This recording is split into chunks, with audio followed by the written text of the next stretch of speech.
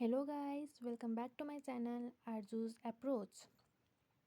आजको यस भिडियोमा म हजुरहरूलाई केमिस्ट्रीको इलेक्ट्रोकेमिकल सिरिज कसरी याद गर्न सकिन्छ भन्ने ट्रिक्स दिन गइरहेको छु।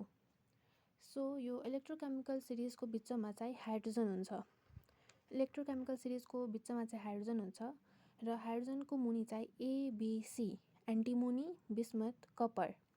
हाइड्रोजनको मुनि चाहिँ एबिसी एन्टिमोनी, बिस्मथ र कपर। र कपरको तल चाहिँ एजी जस्तै एचजीको तल एयु पछि पिटी र पिटी पछि चाहिँ हेलोजन हुन्छ, आयोडिन, ब्रोमिन, क्लोरिन र फ्लोरिन। हाइड्रोजन मुनि एबिसी एन्टिमोनी, बिस्मथ, कपर। र हजुरहरूलाई नोबेल मेटल त थाहा नै होला। नोबेल मेटलमा चाहिँ एयु, एचजी र पिटी पर्छन्। त्यसैले एजी जस्तै एचजी र एचजी पछि एयु र एयु पछि चाहिँ पिटी, एजी पछि एचजी पछि एयु र एयु पछि चाहिँ पिटी। यो एबिसी पछि चाहिँ नोबेल मेटल पर्छ र पिटीको मुनि चाहिँ हेलोजन, आयोडिन, ब्रोमिन, क्लोरिन र फ्लोरिन। र हाइड्रोजन माथि चाहिँ यो लिड हो र यो चाहिँ टिन हो। पिबीलाई एकछिनको लागि प्रबिना मानौँ। प्रबिना, सानी, सिडी भनेको चाहिँ काठमाडौँ। हजुरहरूले क्यानाडा पनि सपोज गर्न सक्नुहुन्छ। यो प्रबिना, सानी, काठमाडौँ फास्ट कारमा जाने, मलाई अलि मागेर नमकिन, काजु, किसमिस ल्याउने। प्रबिना, सानी, काठमाडौँ फास्ट कारमा जाने, मलाई अलि मागेर नमकिन, काजु, किसमिस ल्याउने। हाइड्रोजनको माथि चाहिँ lead, tin, nickel, cadmium, iron, chromium, zinc, manganese, aluminium, magnesium, sodium, calcium, potassium र लिथियम। र हाइड्रोजनको तल चाहिँ ABC antimony, bismuth, copper, Ag जस्तै एचजी जस्तै एयु जस्तै पिटी र त्यसको तल चाहिँ हेलोजन, आयोडिन, ब्रोमिन, क्लोरिन र फ्लोरिन। र यो इलेक्ट्रोकेमिकल सिरिजमा सबभन्दा कम रिडक्सन पोटेन्सियल चाहिँ लिथियमको हुन्छ। सबभन्दा कम रिडक्सन पोटेन्सियल चाहिँ लिथियमको हुन्छ र सबभन्दा बढी रिडक्सन पोटेन्सियल चाहिँ फ्लोरिनको हुन्छ।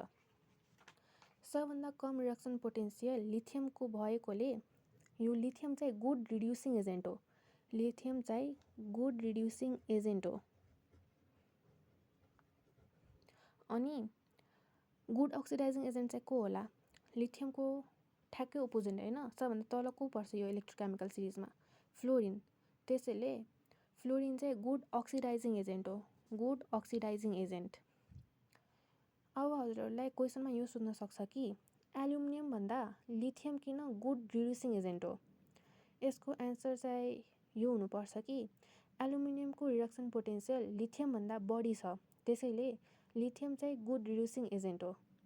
जसको रिडक्सन पोटेन्सियल कम हुन्छ त्यो चाहिँ गुड रिड्युसिङ एजेन्ट हुन्छ। अनि जसको लिथियम पोटेन्सियल म्याक्सिमम हुन्छ त्यो चाहिँ गुड अक्सिडाइजिङ एजेन्ट हुन्छ। अब योभन्दा यो बढी रियाक्टिभ हुन्छ, योभन्दा यो बढी रियाक्टिभ हुन्छ, योभन्दा यो बढी रियाक्टिभ हुन्छ। यो तल जाँदै जाँदै यसको रियाक्टिभिटी डिक्रिज हुँदै जान्छ। अब हजुरलाई क्वेसनमा यो सोध्न सक्छ कि हामीले आइरनको भाँडोमा ZnSO4 स्टोर गर्न सक्छौँ कि जेडानको भाँडोमा FeSO4 स्टोर गर्न सक्छौँ? यो चाहिँ जेडानको भाँडो अनि यो चाहिँ FeSO4 सल्युसन। यो Fe को भाँडो, यो ZnSO4 सल्युसन। अब इलेक्ट्रोकेमिकल सिरिज अनुसार यो जेडान चाहिँ Fe भन्दा बढी रियाक्टिभ हुन्छ होइन। जेडान चाहिँ Fe भन्दा बढी रियाक्टिभ हुन्छ। अब इफ हामीले जेडानको भाँडोमा FeSO4 सल्युसन हाल्यो भने जेडान बढी रियाक्टिभ भएकोले जेडानले चाहिँ Feलाई रिप्लेस गर्न कोसिस गर्छ र ZnSO4 सल्युसन बनाउँछ।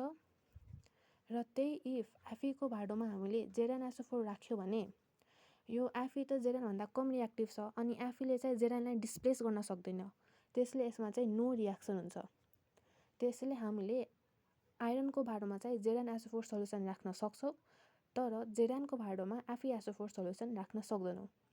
यदि हामीले यही इलेक्ट्रोकेमिकल सिरिज याद भयो भने हामीले यस्तो धेरै क्वेसनहरू सल्भ गर्न सक्छौँ। यसलाई कसरी याद राख्ने भने लास्ट टाइम हाइड्रोजनको तल एबिसी एन्टिमोनी, बिस्मथ, कपर, कपरको तल एजी जस्तै एचजी को तल एयुको तल पिटी र पिटी पछि चाहिँ हेलोजन्स आयोडिन, ब्रोमिन, क्लोरिन र फ्लोरिन। र हाइड्रोजनको माथि चाहिँ प्रवीणा, सानी, काठमाडौँ फास्ट कारमा जाने, मलाई अलि मागेर नमकिन काजु किसमिस ल्याउने। यसमा सबभन्दा कम रिडक्सन पोटेन्सियल लिथियमको, सबभन्दा बढी रिडक्सन पोटेन्सियल फ्लोरिनको। त्यसैले गुड रिड्युसिङ एजेन्ट चाहिँ लिथियम हो किनकि यसको रिडक्सन पोटेन्सियल सबभन्दा कम हो। गुड अक्सिडाइजिङ एजेन्ट फ्लोरिन हो किनकि यसको रिडक्सन पोटेन्सियल सबभन्दा बढी हाई हो। अनि तल जाँदै रियाक्टिभिटी पनि डिक्रिज हुँदै जान्छ। यहाँबाट तल गयो भने रियाक्टिभिटी डिक्रिज हुँदै जान्छ।